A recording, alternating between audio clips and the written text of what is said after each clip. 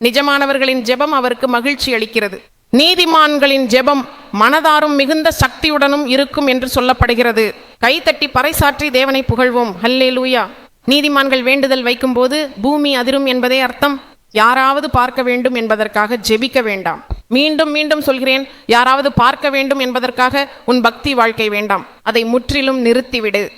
தேவன் உள்ளார்ந்தவற்றையும் உள்ளார்ந்த எண்ணங்களையும் சோதிக்கும் தேவன் என்பதால் வெளிப்படையாக பக்தி காட்ட வேண்டாம். வெளிப்படையாக பக்தி காட்டி தேவனுடைய சக்தியை இழக்கிறார்கள் என்று சொல்கிறார்கள். அது கடைசி நாட்களில் இன்னொரு அறிகுறி. அதனால் உன் இருதயம் தேவனுடைய சந்நிதியில் எப்படி இருக்கிறது? உன் ஜெபம் எப்படி இருக்கிறது? உன் உள்ளார்ந்த மனநிலை அல்லது இருதய நிலை எப்படி? அதாவது தேவன் வெளிப்புறத்தை பார்க்கவில்லை, தேவன் உன் இருதயத்தை பார்த்து கொண்டு இருக்கிறார்.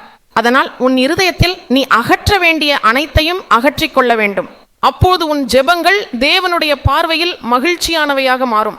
நீதிமான்களின் ஜெபம் மனதார செய்யப்பட்டதால் மிகுந்த வலிமை உடையதாக இருக்கும் என்று சொல்லப்படுகிறது. அவர் நீதிமான்களின் ஜெபத்தை நோக்கி திரும்புவார் என்று கூறப்படுகிறது. நீதிமான்களின் மீது அவர் தனது பார்வையை வைத்திருப்பார். அவர்களின் வேண்டுகோளுக்கு அவர் செவிமடுக்கிறார் என்று கூறப்படுகிறது. ஹல்லேலூயா என்று உரக்க சொல்லலாமா?